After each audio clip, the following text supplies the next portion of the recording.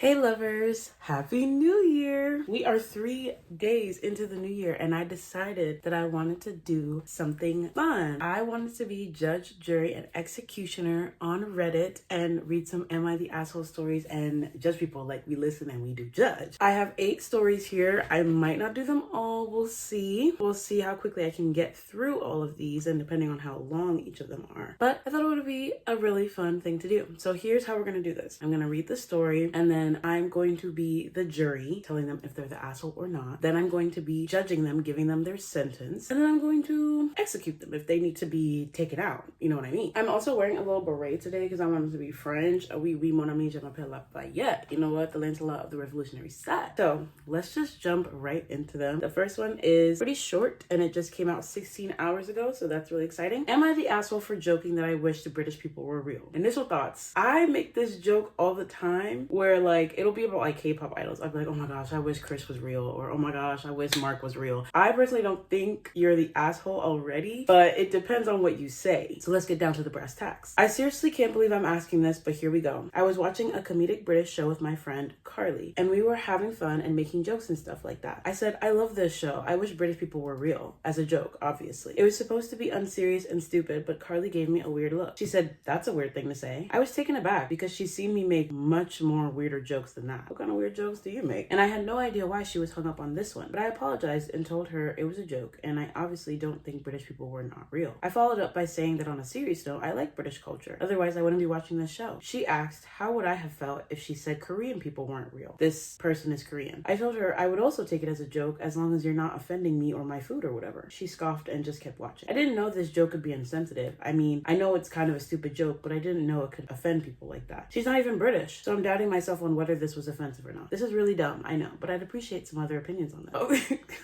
I love this because it's so stupid. Like, I believe that people like to get offended for things for no reason sometimes. There are multiple instances where you should get offended for a group of people that can't defend themselves. But in this scenario, oh my gosh, am I British? In this scenario, hell no. First of all, she's not even British. So why is she getting offended for British people when she's not even a part of their culture? Second of all, British people do not need defending, okay? They've done a lot of crazy things in their life that I think they can atone to, and they know that this isn't even a joke that really hurts British people in the sense of like their integrity or their lifestyle or anything like that. It's not even like they said anything about their food or their culture or how they look. They literally just said, I wish they were real. So that's just such a silly thing to get mad at. And then for her to turn it on OP and be like, what if I said, I wish Korean people were real? I guess that's still kind of funny, but also Korean people are a marginalized group. So it would come off a little bit differently, especially if Carly's white. It would come off a lot differently than her saying I wish British people were real. As a juror, I believe this person is not the asshole because that's absolutely ridiculous. My sentence for OP is to break up with your friend. That's so extreme. But maybe have a conversation with your friend if she's willing to listen, basically being like, if that type of joke offends you, I won't make it, but that wasn't my intention. But if this is how you feel, I just won't make these jokes around you, despite the fact that, but you know. And execution, there's no execution because you're not the asshole. You're good. So the next one, oh, these are short. Okay, this is nice. This one came out 13 hours ago. Am I the asshole for giving my friend a Christmas present that her boyfriend thought was inappropriate? I, 19 male, got one of my friends, 20 female, a pair of earrings for Christmas. They weren't cheap, but they weren't insanely expensive either. We were hanging out with a group of friends on the 23rd when I gave them to her. When she opened the present, she said thank you and put them in her pocket. A few hours later, I got a text from her saying that she couldn't accept the gift as someone with a boyfriend. I had no intention of this being seen as a romantic gift in any way. I gave all my friends I hung out with that day presents. I explained to her that I didn't like her romantically and that even if I did, I wouldn't try to get with her given that she has a boyfriend. She just texted me back, okay. A little bit later, I got a text from her boyfriend, 18 male. Okay, well, there's your issue right there. Telling me I needed to fuck off and stop trying to sleep with her. I brought this up with some other friends, showing them the text, and they all said that she was being weird about it and that I was in the right. And when I brought it up when I saw her at work earlier today, she said it didn't matter what the intentions were because her and her boyfriend both felt like there was a romantic intention. These are so easy. As a juror, I do not think you're the asshole. Come on. It was just supposed to be a nice gift, and it's earrings. Like, people give jewelry to others all the time. I understand there's like gender, social shit that people have to deal with when it comes to guys giving girl things that could come off as being romantic or whatever. But if everybody knows you're friends and you've always been friends and you've never even given an inkling of like, hey, I like you. And first of all, the boy, I don't want to say the boy, but the boyfriend is 18. That's your issue. 18-year-olds just got their freedom for real. They don't understand jack shit. So of course his mind is going to feel a lot of jealousy and things like that. So I don't think you're the asshole for this. And as a judge, your sentence is stop being friends with that girl, because why would she even defend him on this topic? She should have low-key been I don't know, that's kind of hard because like you don't want to cause it more issues with your boyfriend by being like, no, I'm going to keep these earrings. And like, I guess it's good that she didn't defend the friend. From my perspective, if I was the girl, I understand why she would be like, hey, don't do this because it gives off the vibe that you like me. So I understand if she's trying to protect her relationship and keep her relationship solid, like sending that text and like showing it to her boyfriend being like, see, this is how it is, like, don't worry about it. But then at work, when she was like, it didn't matter what the intentions were, you shouldn't have given me that gift. Now you've lost me. Because it's like, he's literally explaining to you, like, it was never like that. And I feel like there's low-key not enough information. That's why Am I the Assholes are hard, because like you're not getting everyone's side of the story and what people are perceiving. Because there could be a timeline where the girl has seen things from this poster and has been like, I feel like he likes me. But she could also be making that up in her head. You know, like there's so many like different little factors. So I don't think he's the asshole. I think his sentence is to talk to her or maybe stop being friends with her, because it might be so picky to the point of like every time he does something with her, like if they hang out together, maybe alone as a guy and a girl should do as friends. Like it's okay to hang out by yourself. Or like, you know, he might make a comment that comes off as flirty, but he's not intending it to be that way. It will just cause issues like every time. So I don't know, good sir. Maybe leave that alone. And your execution, you don't need an execution. You're not the asshole. Next one. Am I the asshole for not being okay with my significant other getting the bill every time whenever he goes out with his female friend? This came out 9 hours ago. Very fresh. Before I read, I'm gonna say she's not the asshole. Because it's okay to feel uncomfortable with certain things, especially if he's always getting the bill. And if they share finances, which I hope they don't because they're not married, but if they share finances, like that's like dipping into her pot too. It's just a lot of little things that are just like, that's a little iffy. Recently, I, 29 female, found out my boyfriend, 37 male, has been paying for every single dinner that he has with this one female friend. I hope everyone's okay because it's actually still going.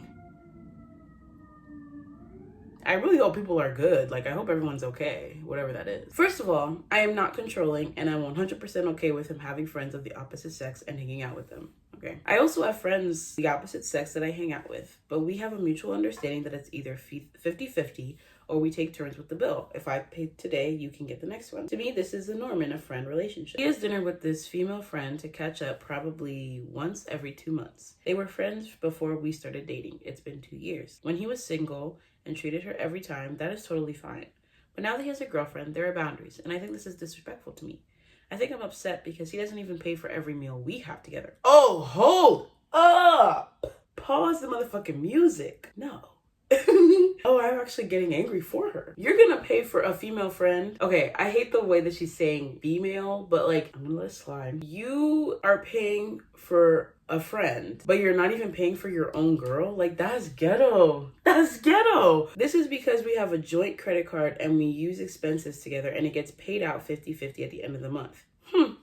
I just said that. I was like, if they have a joint account, which again, I don't think that's very smart to do, but they've been together for 2 years, so whatever. They have a joint account, which means that she is also spending money on this girlfriend, on this friend that's a girl. Are you paying for this girl that I don't even mess with, but you're using my funds to do so? Oh my gosh. I should kill you. So who does she think she is? I've asked him if it was because he just declines when she offers, but no. She said she's never offered. She's the type that goes on her phone when it's time to pay or goes to the washroom. WTH? Oh, and she makes more money than him too. Hasn't gotten the bill once. I feel extremely uncomfortable that he's feeding another girl on the regular. Am I the asshole? See, I clocked this when she called the girl female. As your juror, I do not think you're the asshole, okay? Not guilty. 근데 there's a little something there that I feel like needs to be addressed. It kind of feels like you're more mad at the girl than you are at your boyfriend. And I think that's where your problem starts. The fact that you keep calling her female instead of woman or girl, I don't really like that because you guys are in your like late 20s, early 30s, and mid and late 30s for your boyfriend. The fact that you're calling her female and you're saying like she's never offered, she goes on her phone and goes to the washroom. Like, while those things are, I guess, weird, if he's never even expected her to pay, she's obviously going to move that way. I think we need to put more blame on your man than on this friend of his, because the whole time they've been friends, which is what, over 2 years, and they go out every 2 months. It's not even like they're going out every time. He doesn't even seem to expect her to pay. And so if she's not getting that expectation to put down some money every once in a while, she's going to start moving like she doesn't have to pay. When she sees that bill, she's like, oh, he got it, and gets on her phone. Oh, he got it. Let me go to the washroom. I feel like we need to start putting more of that energy into your man. Also, your man makes you pay. Hello? Like, are we crazy? And then you still have the gall to be like, so who does she think she is? Who does your man think he is? Let's clock that T, please. Clock that. That is so weird. As your juror, not the asshole. As your judge, your sentence is to clock your boyfriend and stop getting on that girl's ass. I mean, if you want to be angry at the girl, you have a lot of right to, but don't let that overshadow your boyfriend. Don't let that overshadow your boyfriend and the way that he spends your finances, mind you, because it's both of y'all paying for that dinner, to be honest. And what I think your sentence is you need to have a nasty talk with him. Use big words, but have a nasty talk with him, and then you could clock the girl. Then if he keeps doing this after that, I think that you're gonna have to reevaluate how much you really want to invest in this relationship, because this is something minor that can turn into something bigger.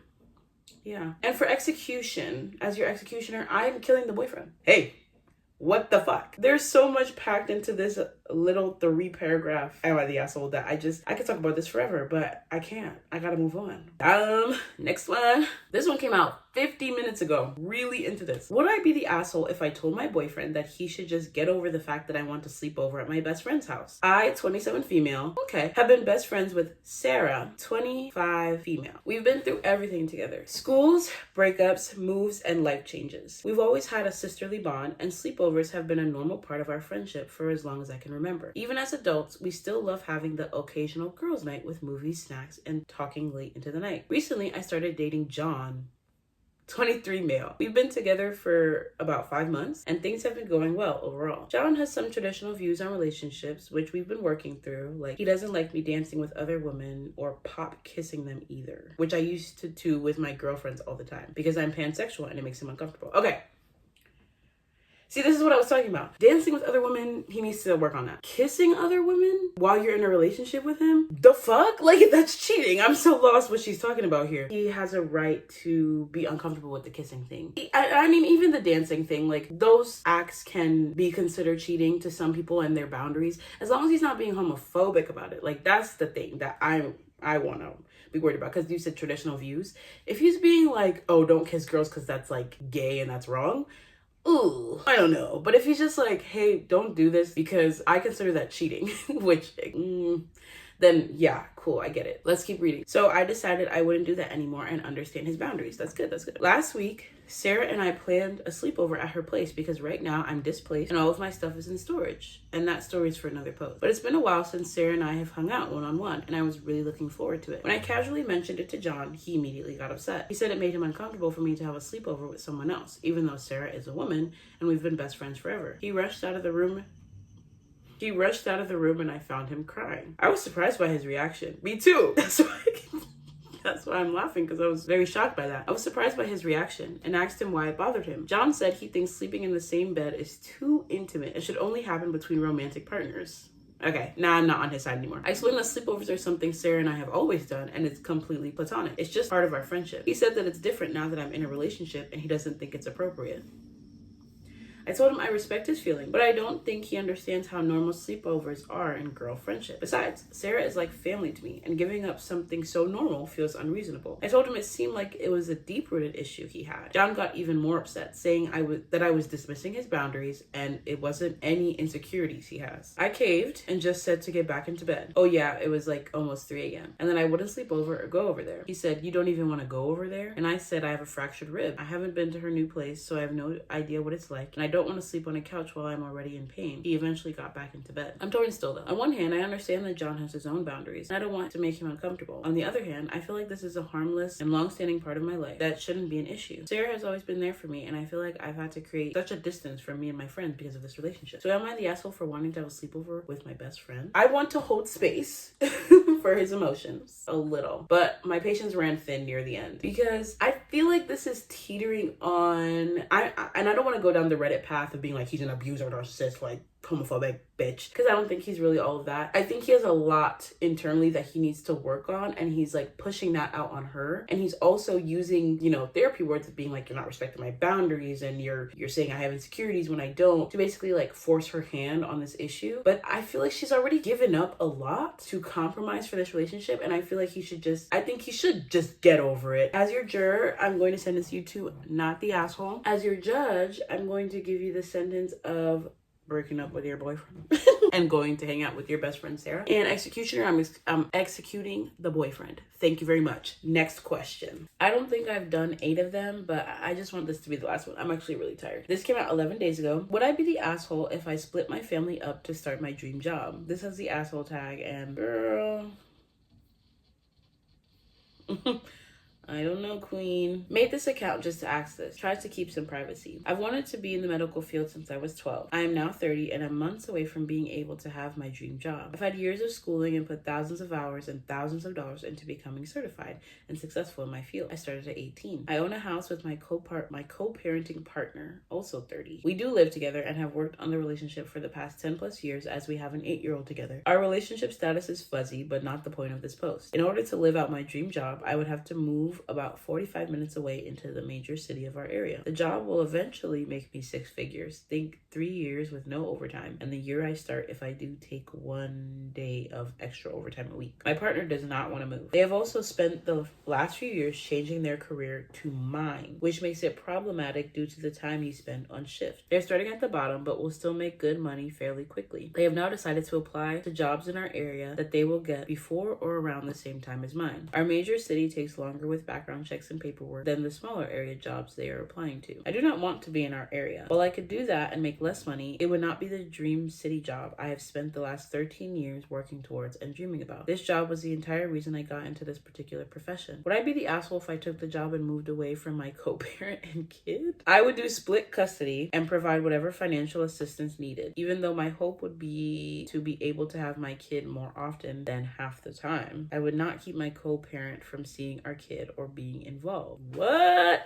Advice would be appreciated too. Edit. The job requires that I live in the city to be hired. It is very competitive, and if I decline now, I will not have another chance. There are age restrictions, which I am approaching. I appreciate the question. This is her second edit for context. We met in 2013. I told them when we met this was my dream and that I wanted to do this. They've known for 11, almost 12 years. They knew 7 years ago before we bought the house that one day if this job opened, I would go to the city for the job. They agreed to the purchase. They decided to change fields because they had seen, girl, or guy, or whoever, get your grammar right. They had seen my amount of off time and the money I began to make, as well as a friend of theirs who was also in the same field. They spoke to me at 11 a.m. on a Friday about the change. I supported it and said it would be a good idea, especially if they started once I finished school. The school started that Monday and took me a year. They applied at 6 p.m. on that same Friday to take steps to start. I take care of my child Monday through Friday. The co-parent wakes them up for school half of the time. I work overnight if I have to during a weekend while my kid is asleep. Come home, wake my kid up for school if my co-parent hasn't already. Then I work 48 hours Saturday and Sunday. I do most of the cooking and cleaning. I pay all the house bills. We share laundry and take turns with the mortgage. My co-parent works and goes to school during the week. I would say we are about even. I try to avoid it, but my job is in EMS. I am a firefighter/paramedic and they are finishing school for the same thing. Edit 3, copy from the comments. This job requires that I live in the city I work or I do not get hired. Investigators will be sent to the house I list as residence to prove I live there. It is not something I want for convenience. I commute 50 minutes on the tollway for my current job, and I've been here for 6 years. I would have no issue commuting. Ooh, this one's hard. This was actually really hard. A lot of people are saying that they're the asshole because they're not putting their kids' need in front, which is why they got the asshole tag. And I completely understand that. I do. At the same time, this is actually my first controversial one. Look at me. At the same time, how much of your life should you give up for your family? I guess that's just the question that I'll throw out there to you guys. Because for me. If this is a dream that I've been working on since I was like, what did they say? Since I was 12. This was my dream since I was 12. And I've been actively working on this dream since I was 18. And now I'm 30. And I finally have gotten the opportunity to get my dream job. And I can't because my co-parenting partner refuses to move. And this is like my only chance to get this opportunity, or else it's like gone because I'm pushing I bet the age restriction is like 35 and she's like, they're getting close to that. I don't know. I feel like it would be very selfish to leave your kid and do the cope. But also, like, I know a lot of parents who have stayed active in their child's life and they don't live together and they get commuted each way. But the problem is, this was 11 days ago, by the way. OP wants to have their child more than their partner, which makes no sense. The way that they're working right now, the school that the kid is in, you're uprooting your child's school life, your child's routine, and they're 8. So like, routine is very important still at that age, all of their friends will be gone. They won't be able to see a parent that they live with for most of the week, depending on however you want to do this co-parenting situation. And so I just feel like that's hard. I'm stumped because you have to think of your life and your child's life. For her life, or I keep saying her, for their life, I don't think they're the asshole. But from the perspective of being a parent, you definitely are. You are. But I wish that there was a way that there could be some like leeway or some like room, some wiggle room. Because you hear it all the time about these amazing parents who gave up their dream to have a kid and take care of that kid. And while that's commendable, I think it's very unfair for the parent that they have to live a life where all of their dreams went down the drain because they had a child. Which again brings back the thing of like, maybe having kids is a little selfish, but I don't know. And also, like, it's hard because there are a lot of people who can't have kids and they really want to have kids, and like that's a really big important step for a lot of people. Like, some people do not feel like their life will be fulfilled until they have kids. So I want to be respectful of that perspective of like, having kids is not always selfish, but that's hard. And then it's also like, this is the type of person that might resent their kid or resent their partner for not letting them live their dream. I'm gonna sit on this and I'm gonna ponder on this for a couple of seconds, and then I'll come back to you as a juror. As a juror, I think that you are complex. I feel like this is a complex situation and you are complex. And also I feel like there's not enough information. Let me look at the comments and see what people are saying. Oi, this poor child. No one seems to be prioritizing this kiddo's needs. It all seems to be about your dream. I just hear me. How will you take care of your kid even half the time if you do so much overtime? Why did you have a child in this environment in the first place? Why is your child not your number one priority? I agree to that. Oh my gosh. Like, reading this is actually making it worse for me. Okay, so the original poster put, I work 2 full-time jobs right now and I'm still the predominant parental figure. I'd have more time with my kid. I had a child because we are pro-choice and chose not to abort. Okay, I respect that. I'm pro-choice too, so I respect that. I mentioned, and then the commenter wrote, how does your child feel about moving? And OP said, I mentioned it to them as a haha, what if we moved closer to grandma and grandpa one day? And it's their biological parents. And they mentioned it in a joking way. And they were really excited. My co-parent partner did not say until after this that they did not want to leave. Otherwise, I would have never mentioned it. Prior to this, they supported it until it actually became a real possibility. I left it as a maybe one day topic since I was not sure I would make it this far. It was just to see how my kid would feel if we left. But over the last few months, my kid has expressed anxiety about the possibility of the move. That is the main reason I am here. I'm not sure that it is something they came up with or if there have been hints dropped by the other parent. I got the other parent mentioning once that, well, wouldn't you miss this big pool if we moved one day? I spoke with them about it, but I'm not sure what is said when I am not present. Okay, I don't think, hearing that, I actually don't think that they're the asshole because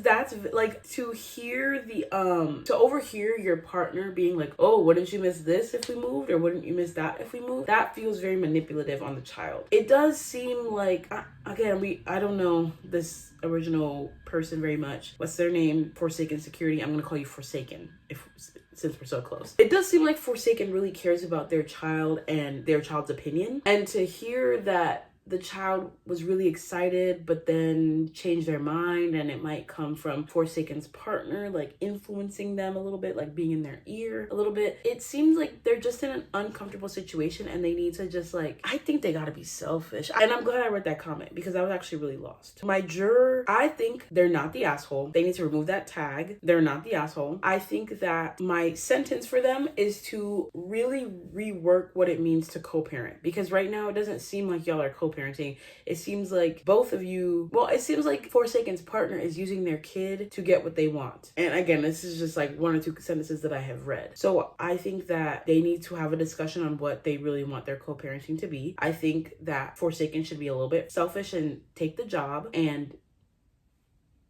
that might mean moving with the kid, but explaining to the child, like, we're doing this so that I can give you a better life, and so I can take care of us in a better way, and you'll still see your parent. This is going to help us in the long run. Kids are kids. They're going to think everything their parent does sucks. It's inevitable. It's sad, but inevitable. Execution. I don't want to execute anyone because that child deserves 2 parents. You live another day. Forsaken's partner. Well, that's it. Those are all of Am I the Assholes? Let me know if you liked it. I had a lot of fun talking about this. I was like, for the past few days, I've actually been really exhausted, so I do not remember anything I've said today because I'm so tired, but I hope I was making sense, and I hope that this video was enjoyable for you. I love you so much. Keep living for me, and I'll keep living for you. I also want to bring this up. I want to bring up this lovely little, cute little, lovely little point. I recently uploaded my video talking about my New Year's Eve goals and my opening Stray